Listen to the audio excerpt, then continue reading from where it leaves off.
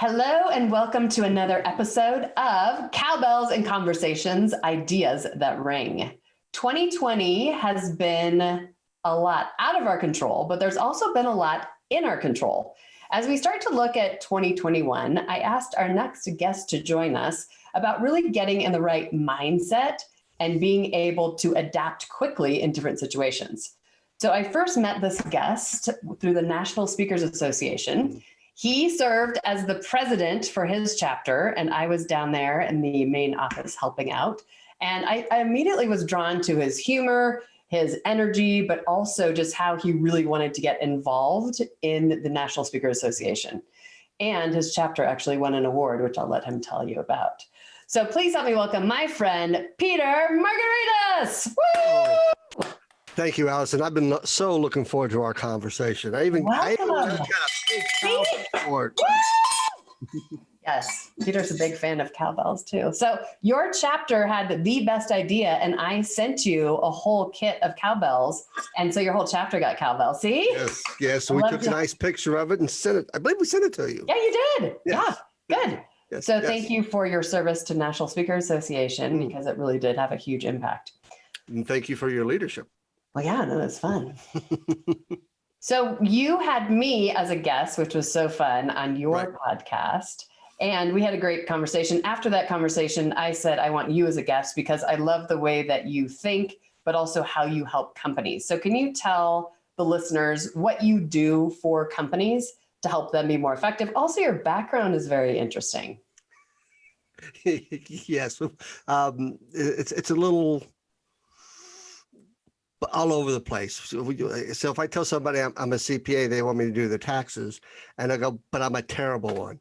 I'm so bad. I even had to pay the penalties and interest on my mom's trust return because I did it wrong. So clearly I can pass an exam. I can pass a CPA exam. Yes. So but don't hire you, but you're smart. That's right. So yeah, I do like to teach accounting, especially to those who don't understand it, because I've got a way that really resonates with them. They go, oh, why do you guys make it so hard? So we can charge the bigger, the fees. Exactly. Right. Right. But when I work with companies, it's more along the lines of leadership and communication. And I help them to adopt a improviser's mindset because I'm a big fan.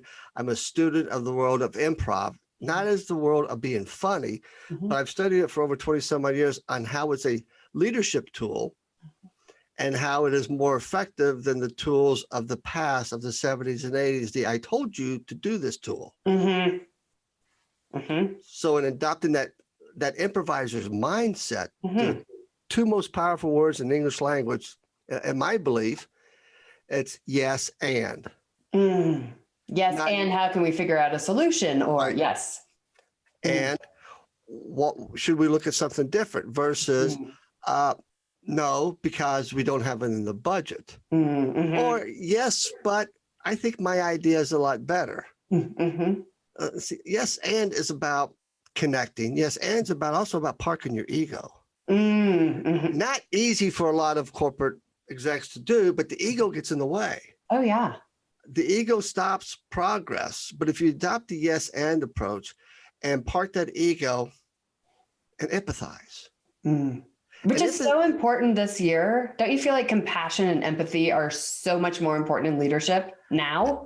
Absolutely. But people go, well, isn't empathy putting yourself in somebody else's shoes? No, that's not empathy. Empathy is understanding that person in their own shoes, because you have no idea what they're going through.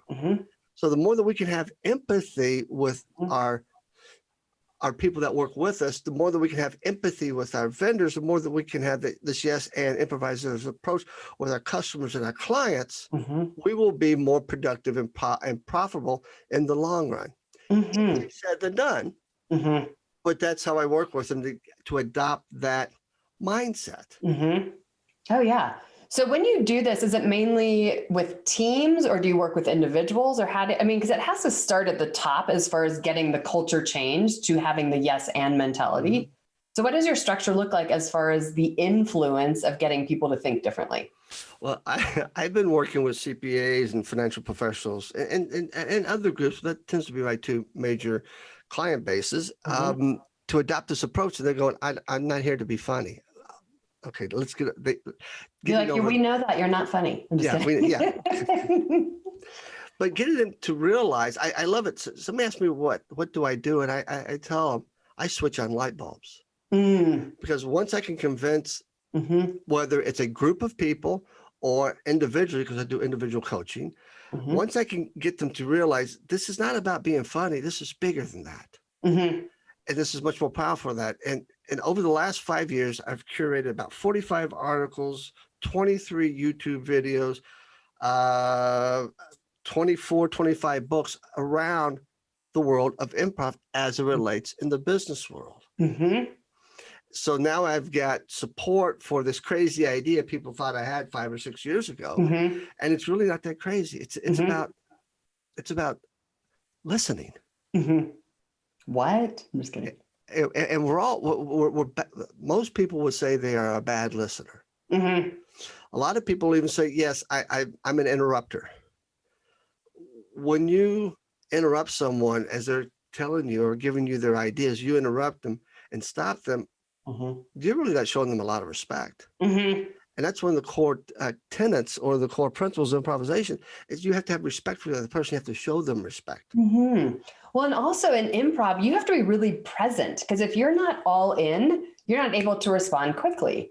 So do you also help people with tools on how you stay more in the moment so you can respond and listen and really be more effective in your collaboration?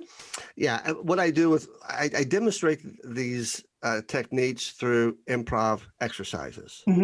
So we have a lot of fun. We have a lot of laughs. But then, okay, so how are you going to take this into your workplace? And as it comes to being present and in the moment, the thing an improviser does, the thing that has gotten me this far through the pandemic, and is I don't focus on things I have no control over. I have no control over yesterday, and I have no control over tomorrow. I have control over today. So I focus all my energy on today. Yes, I do worry, but I'm not consumed by it. I'm not gripped by it. It's like, what can I control in my space? Right. In my space, and since March 17th, my first 3 months, I redid my whole business plan. I've created a virtual improv workshop. I'm getting ready to start my 3rd book. I'm getting ready to do And I have a lot of friends, some in the National Speakers Association, some other entrepreneurs who have waited almost too long. Because as we're becoming, there's a light at the end of the tunnel. I just hope it's not a train. Right. You're like, there's something coming. There's something coming. Right. But if, a CPA, the P in the CPA stands for procrastination. I've learned how to get past that. And the more that we can achieve in one day is we're one day ahead versus waiting, I'll take care of that tomorrow. Right. I love that. And what advice would you give people as we start to look into 2021? I've been coaching my clients. It's like set COVID-proof goals, so there's so many people who are like, oh, I couldn't do that. It's like, what can you do? So it goes back to what you're saying, like what's in control. I also loved when you and I had a conversation, you're like, I don't like the word pivot, because when you pivot, you stay in one place. And in this new way that we are working, you truly cannot stay in the same place. So what's your advice to individuals, but also companies, as we start to look at 2021 and to be more in the moment, to be able to say, yes, and we can do this? Like, what advice would you have us do that we would be more successful with our mindset, but also just reducing our stress? Set goals that are achievable. COVID-proof achievable. Okay, good. I want to say that I'm going to plan on going back to our timeshare in Sanibel, and that's in August. That's still not COVID-proof. So what can we do today to start working on those goals? And one of my goals for the year was to start writing a book. Well, I'm at that point now that I'm starting that process. So if your goal is to increase your sales by 20%, and you have to do it virtually, and if you go, I hate the heck with Zoom, I'm so over it, that's the wrong mindset. Embrace it, love it. Right, good. Build the studio. So I just helped 3 regional managers, sales managers for a manufacturer in Nebraska. They hired me to help them become better at presenting in a virtual environment. Mm-hmm. And the very first person is always the toughest. He's doing this presentation, and after he was done, I said, "So where was your monitor placed? Mm. And what were you doing? You kept falling back into your virtual wallpaper." He goes, "You were watching me?" I said, "Yes." He goes, "I thought everybody's watching the slides." And I asked, I said, "Who sells your product, the slides or you?" Mm-hmm. Good. And he goes, "I didn't, because this is the way I've seen it done. Everybody's done it like this. That's what I thought we're supposed to do it." Yep. If you're selling and you're in a pre-COVID or post-COVID day, you're going to be talking face to face with the client. Do it. Don't rely on the slides. Exactly. Have them see you because you're the salesperson. You're the one that's selling it. I love that. I love that. That is actually, that's going to be the cowbell idea because it goes back to how you started, that we have to be more empathetic. We have to be more connected. And what I just heard you say is that we have to still be human. You still have to present and show yourself, even if you're in this virtual space, and really control your mindset that we set realistic goals, but they're also flexible. And I love your two words, yes, and. So yes, and if we can do that more in 2021, we are going to be more successful, but also reduce our stress because it's going to be more realistic.